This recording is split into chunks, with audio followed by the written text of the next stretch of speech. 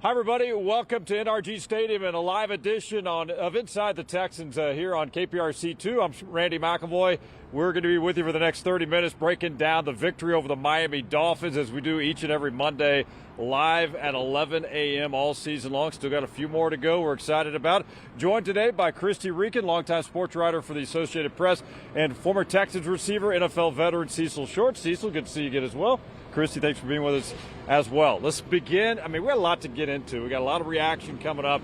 We're going to talk about the hit as well on Grant DuBose. We're going to hear from Michaelan Bullock as well. But all I can say is AFC South champs, Christy. AFC South, Cecil, they win it again. How about that? Division champ. Considering where they were just 3 years ago, the fact that now they're AFC South championships 2 straight years, it's pretty remarkable. I know people expected a lot this year, but last year no one expected it. So just where this team has come with D'Amico and with CJ is truly impressive, and I'm just excited to see what else they can do this season.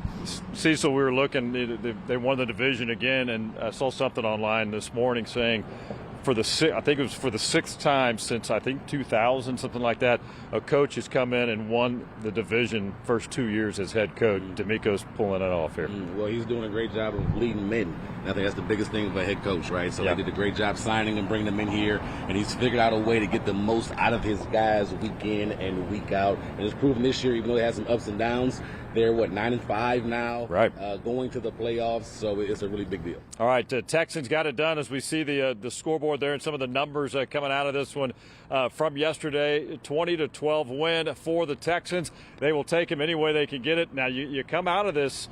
I'll ask both of y'all: is there concern? Defensively, 4 takeaway day again. Offense though held in check against this Miami defense. When you look at what's ahead, you got the Chiefs, you got the Ravens, of course the Titans, but then you got the postseason. How much a concern is it right now with this offense? They were certainly held in check against the Dolphins. Christy, we'll start with you. Well, what I was wondering yesterday was Joe Mixon a little dinged up after that hit early in the game, because he didn't look like himself at all. He'll probably say, I'm fine, but I'm sure there was something going on yesterday. Was 23 yards on 12 carries. That's not him. Right. So maybe, he has a few days to get better, and he'll come back as the running back we've seen all year, because whenever he goes, the offense is clearly much better. Yeah, all the things a little shuffle on the offensive line. You move Titus to left guard, you move Blake to right tackle. That could affect how the run game looked yesterday. But at the end of the day, you found ways to win, right? Defense held it down for the offense yesterday. Offense still needs to build and improve in certain areas. Yeah. But hopefully you can tune that up the next 3 games.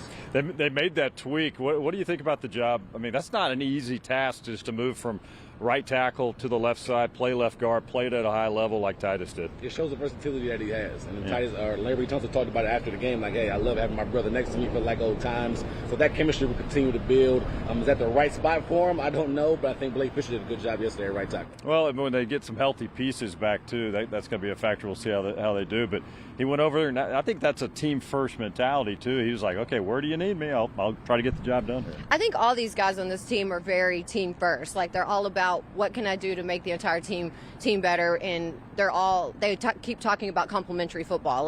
CJ was yeah, of course I can do better, but the defense got 4 turnovers and we got to win, and that's what matters. So I think that's teams that are really good and teams that go far in the playoffs are ones that play that complementary football and work off each other, and I think that's really important. All right, we've got, as I mentioned at the top, we've got sound from D'Amico Ryan, CJ Stroud, some comments as well from inside the locker room.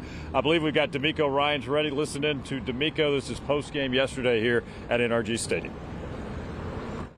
Defensively, our guys stepped up and did a really good job of closing out the game the way we needed to. Stingley is playing just unbelievable football right now. You ask him to cover, man covers to go and get 2 picks versus a really good offense. That was huge for us. Kalen stepped up with the pick as well. Our D-line, the way they rushed, Will, Daniil, they continue to wreak havoc on the opposing offenses, playing on their side of the line of scrimmage.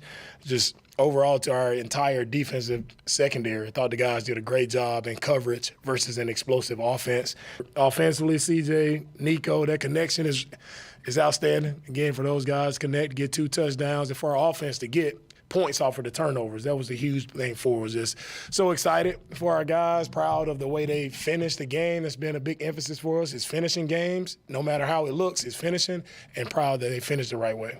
What won the game for us, it was complementary football. It's I talked about it earlier, getting the points off of the takeaways. Also, probably the biggest play in the game is the execution of our fake punt. Jake Hansen, Darray, the entire punt unit did a really nice job of just executing that the right way. We got the look we wanted, and guys were on it.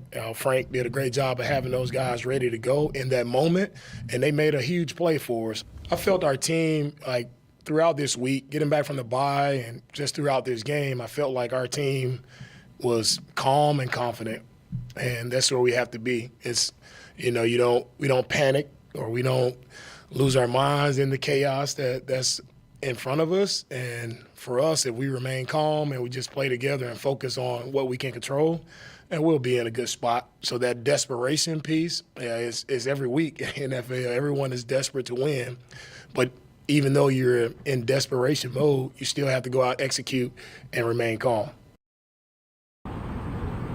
All right, head coach D'Amico Ryans yesterday. I loved his last comments, and I've got my earpiece in, so I'll brief you. He was talking about just being in that desperation mode and how the team reacts to that, almost like a week-by-week mentality of don't worry about what's ahead of you, just worry about what we got to do on this given day. That's a good approach. That's a great approach. 1 week at a time, especially in December. December are the times where good teams figure out ways to win.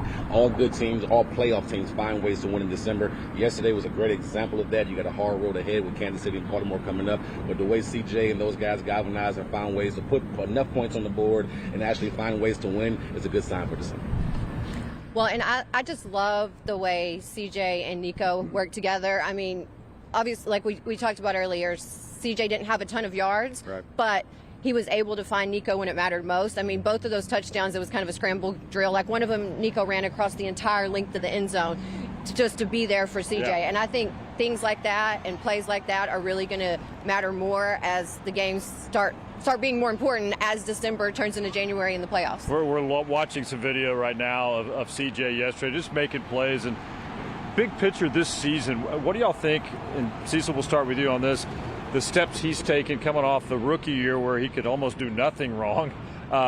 Defenses have had time to work on how they're going to attack him. He struggled at times, but he also has taken steps in certain areas of his game. This is a part of him becoming the great quarterback he's going to be, right? You can't just expect him to be his rookie year and throwing all these touchdowns and never making mistakes. So this is just a growing piece of him becoming who he's going to be. And he's going to be a fabulous quarterback. I love his consistency every single week in the media, on the field. His demeanor never changes. He's finding ways to win, and he's still catalyzing this team to make sure, hey, we're going to the playoffs. We're AFC South champs. I'm still your leader. Yep. Follow me, and he's making plays in big moments. One thing I like, too, and Chris, you're out here a lot like we hear CJ each and every week. He also is a guy that doesn't start pointing fingers at all. He's a guy that says, okay, I made a mistake. It's on me. I've got to fix it. He owns that, and sometimes young players don't necessarily do that. Oh, I love his leadership. I love his, no excuses mentality. Last week, people were making a big deal, obviously, about the Texans having to play 3 games in 11 days, and he was like, listen, it's challenging, but nothing easy in life. I mean, nothing worth it in life is easy, and I embraced the challenge. And I think that was really impressive coming from someone that's in his second year, because another quarterback who shall not be named that's playing the same schedule that the Texans may be playing this week was doing a little bit of complaining about it, but not CJ. So I thought that was nice. Absolutely. I can't wait to personally just watch his growth in the years ahead. Hopefully he stays healthy during the course of this. He's going to be coached up in the right way. He's got the right approach. He checks all the boxes. He checks all the boxes. He's going to be phenomenal. Chrissy mentioned his leadership, but all the guys trusting him at a young age is hard to see that. He's able to lead these men that are older, that have been around the league, been different teams. They believe in CJ. When he's in the huddle, they believe everything's going to be good, and he's been doing a good job. I was going to add, real quick before we get to him, to follow up on that, having the command of that huddle with the veterans. You're a receiver. When you're in that huddle, you're looking at that quarterback, and you've got to have confidence in that quarterback, don't you? You have to. And I've been a part of teams where there's been mixed bags, back and forth. Do we trust a guy or do we trust a coach? Everybody believes in number 7 in that building. Everybody believes that when he's on the field, good things are going to happen. That's a good thing to happen. All right, speaking of number 7, C.J. Stroud, as he always does after a game, he follows the head coach, D'Amico Ryans. Here's a little bit of C.J. Stroud yesterday after the win. I think we worked really hard to get to this point. the one thing that I'm learning is not to dwell in the past, and to, of course we wish that, we won some closer games that we were in, but same time, those are the adversities that'll take us over the hump, and I feel like, today we took another step. That was a focus of mine, that we have to learn how to score touchdowns off of turnovers, but, more importantly, just points in general, just getting points, and, we're able to do that, I think, on every turnover, even the fake that we ran on fourth down, which I thought was a great call by Frank. Shout out to Frank and them boys, and Weeksy on the great snap. But it's complimentary football. Our defense getting turnovers like that and be able to reward them. And I feel like we definitely could have been better in a lot of ways, but happy with the win, and got to just move on. Sting is one of a kind, bro. His ball skills and how he can play the ball in the air is the best I've ever seen in my life. Like I would compare him to Garrett Wilson, who I played with in college, who can just track the ball in any way and then twerk his body to catch it. So he reminds me of him catching the ball, and honestly, I'm trying to get him a play on offense one of these days. I think he's that good with the ball in his hands. So, I'm really happy for him, and just proud of him and everything he's doing. A lot of respect for those guys. Back-to-back champs. And Mahomes is definitely the best in the league, doing it at a very, very high level every year. Somebody that I look up to, and just excited to go and line up against him and have opportunity to play in an environment like that. I heard it's crazy, so I'm excited for it. But it's not ever going to be a cakewalk. That dude is really good. Kelsey, somebody I really respect. Their defense is very, I would say, underrated. They've kept him in a lot of games and won a lot of games for him and helped him. Get turnovers and keep the offense to, I think, like under 20 points, I believe. But, it's a lot of respect for them and excited for that challenge. All right, C.J. Stroud, a couple of minutes of his press conference after the win yesterday. And again, he wants that victory. He knows there's things they can improve upon, and they know it's a short week and really a difficult stretch. It's 3 games in an 11-day period, I believe it is. Started with the win yesterday against the Dolphins. You got the Chiefs coming up Saturday, Ravens on Christmas Day. All right, guys, let's talk a little bit about Kalen Bullock now. I want to get y'all's take on kind of the season he's having. I mean, what a draft pick. This guy's come in. He's making plays. We've got video before we get to the hit yesterday on Grant DuBose. He had the interception again. I believe that's 5 interceptions. And we covered Dante Robinson. I'm sure you know Dante as well. I think he has the rookie record, I believe, of 6 interceptions. But right now, Kalen's at 5 picks, still with a few more games left here. He's doing such a great job, and I just love his poise. Like, that's a very difficult position to play in the NFL, and he looks like he's not overwhelmed by the moment. He has so much composure, and him and Stingley and that secondary together has been so impressive. And I was super impressed yesterday by the heads up. He was kind of on the ground when he got the interception, and he got up, and then he ran, 60, 70 yards, almost got him a touchdown, and basically a few plays later did get him a touchdown. So I thought that was, another impressive part of his game. Yeah, you don't see that a lot, Cecil, a kid coming in, obviously high talent, but they really believed in what he could do on this level. Man, he has really opened some eyes this year with the production. Got to give some credit to Nick Caserio. He did a great job drafting not only Kalen Bullock, but as far as Kamari Lassiter as well. These 2 guys have been on the field as rookies, making plays, and being the center fielder, the free safety, being able to see the field, be patient. Quarterbacks try to do a great job in the NFL looking off the safeties, and he's finding ways to not only get interceptions, but knocking balls down. He had a big knockdown yesterday as well. But he's doing just an exceptional job being patient. Reading his keys correctly, having good eye discipline. As a DB, it's imperative that you have good eye discipline. That's how a lot of good DBs get beat. But he's doing a great job as a rookie, making plays, and I think it's going to continue. I mean, 4 names. You look at what they've gotten in the secondary. Talk about the job they've done. You got Petrie, who's been a playmaker, out obviously with an injury, out for the year now. But Stingley, you just mentioned Lassiter and Kalen Bullock. That's 4 quality home run hits when you're looking at draft picks. And that's a place where you really have to hit, right? Like you have to have a good secondary, or as my son would say, your team is cooked. That's right.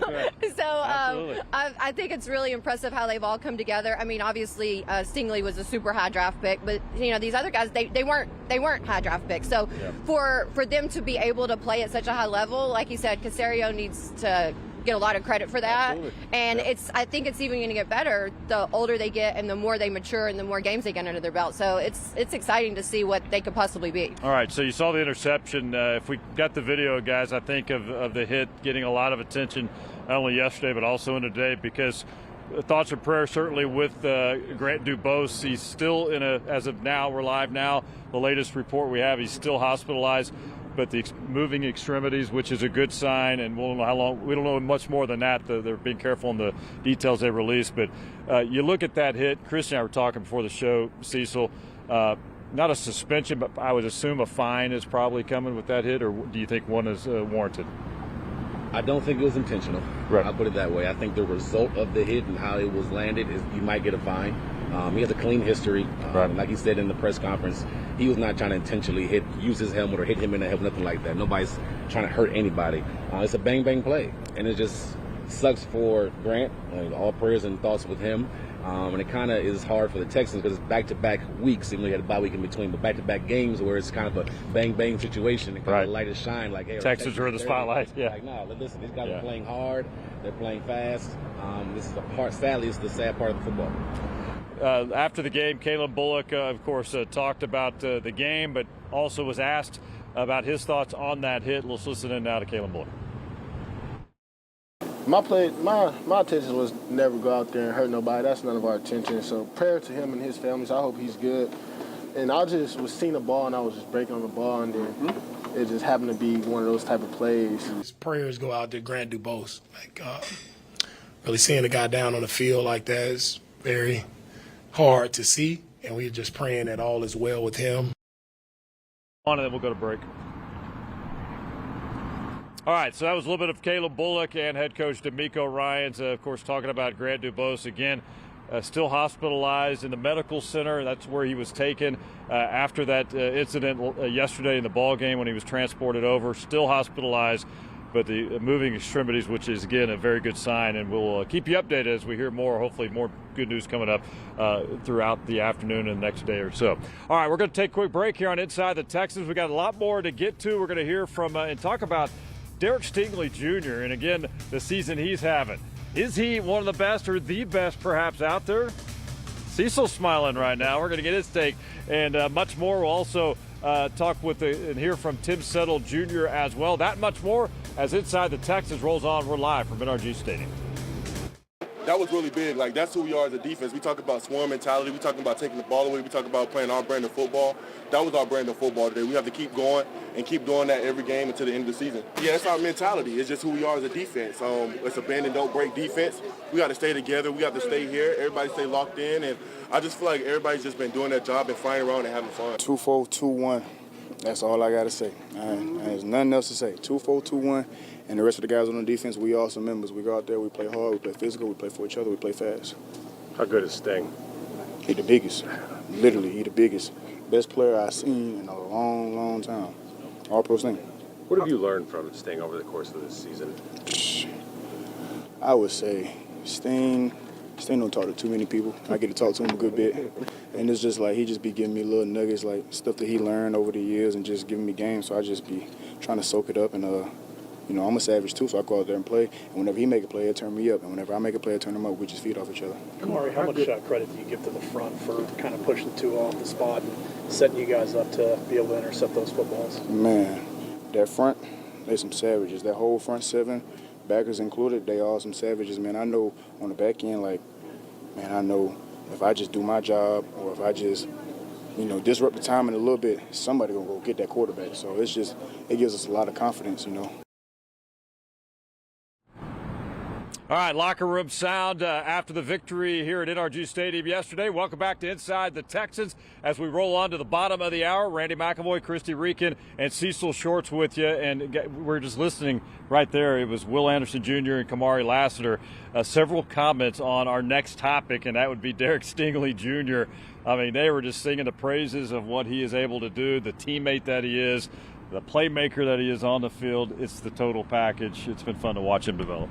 Well, you have to get other people to talk about him because he certainly will not talk about quiet. himself. Yeah. Like, as good as he is at football is as bad as he is at interviews. And it's not, he just doesn't like to talk. And Right. even CJ was saying he doesn't really talk to him either. Yeah, he's quiet. But I thought it was interesting, not only the defensive players were raving about him, but CJ also raved about him. And he was like, he's so good. He has such good hands. I've been campaigning to get him a play on offense. Like, There you go. how fun would it be to see that? Oh, man, that would be a blast. I mean, after the way, it makes those interceptions seem effortless. So it's just been so fun to watch him in his development. Cecil, I want to ask you, being a former receiver and watching this guy up close, we were just talking during the break. I said, where would you rank him? Go and talk about what you think right now of Derek Stingley Jr. Personally, I think he's top 2 cornerbacks in the NFL and not number 2. I think he's that good. He's playing great ball. The biggest thing for him the last 3 years has been health.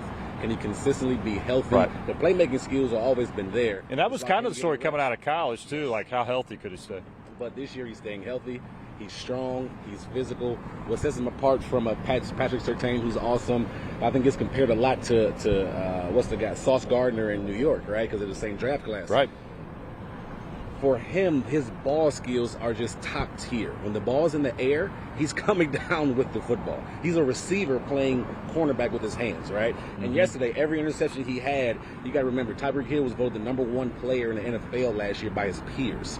And he shut him down yesterday. And every time he had an interception, it was man coverage. Absolutely. One skill. And it's almost like just watching him do his thing. I mean, he almost – I don't know if he goes and knocks on the door of D'Amico and says, I want to cover that guy. I mean, that's what the impression I get is, give me the best guy. That's who I want to be on. Like I said, he really doesn't like to talk. But yesterday I thought he had an interesting quote. He's like, yeah, I did take pride in going against the face of the NFL and being successful. And I say he's the MVP of yesterday's game because both of his interceptions came in the fourth quarter. And if he doesn't get those, I mean, it's a completely different game. So just very impressed with his ability to shut down the best receivers in the NFL. Do you think he is elevated like this year? Just in the past year, has he taken his game to a new level in your estimation? He's gotten more comfortable with the game of football. I think that's just what it is. Year 3 for him, I believe, if I'm not mistaken.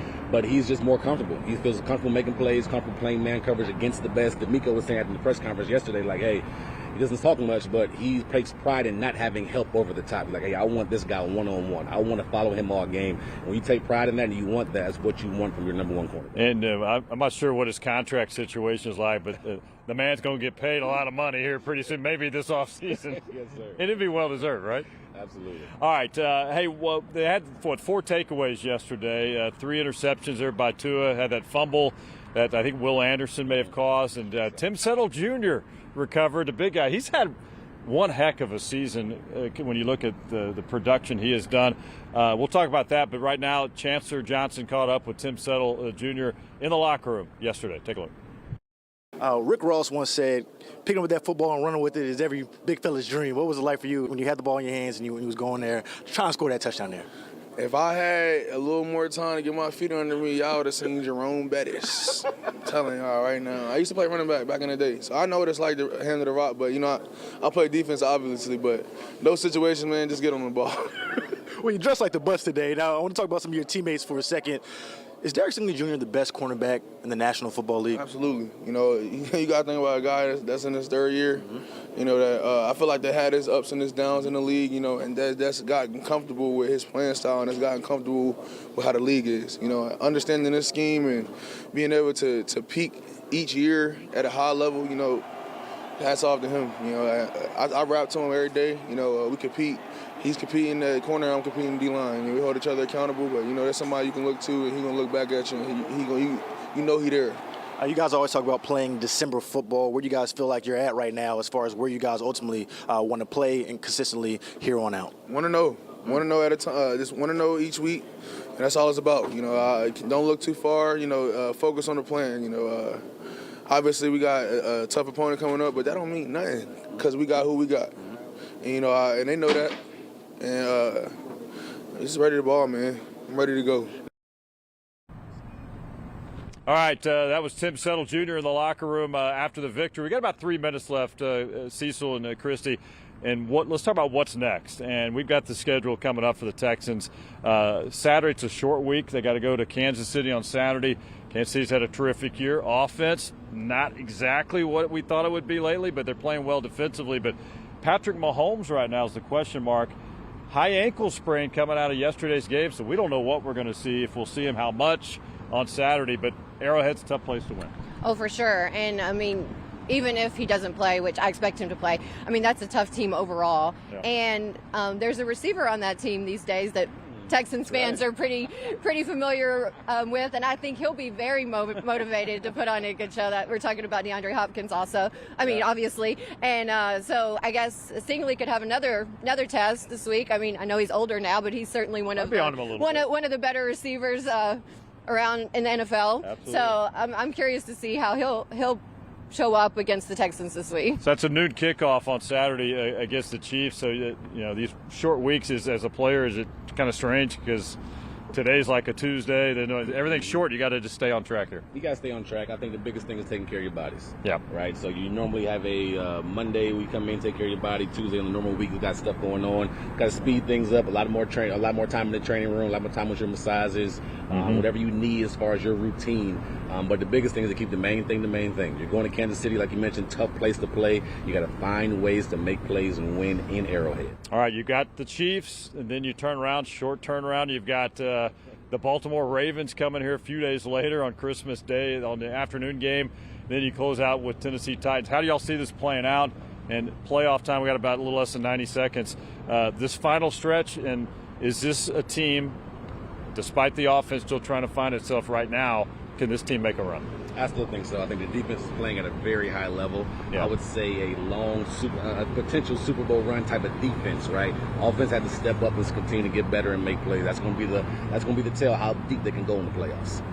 With that pass rush and the way they continue to force turnovers, I think they're a very scary team, especially on defense for other teams to face in the playoffs. So, of course, like you said, the offense is going to need to come around, but I think there's so many weapons on the team that they certainly have the capability to do it. They just need to go ahead and make it happen. Hey, anything can happen in the postseason. The bottom line, you got to get there, and the Texans are on their way, and hopefully get maybe a couple of home playoff games if things fall into place with a couple of teams ahead of them. Hey, it's been a fun show. Cecil Shorts, former Texans receiver, NFL veteran, hanging out with us. Christy Reekin, longtime sports writer for the Associated Press. Hey, thank y'all for hanging out, talking some Texans football here on Inside the Texans. Reminder, we do it each and every Monday. Unless it's an off weekend, we may not. But most Mondays, we're here, either here or in studio, talking Texans football. Coverage all week on KPRC2.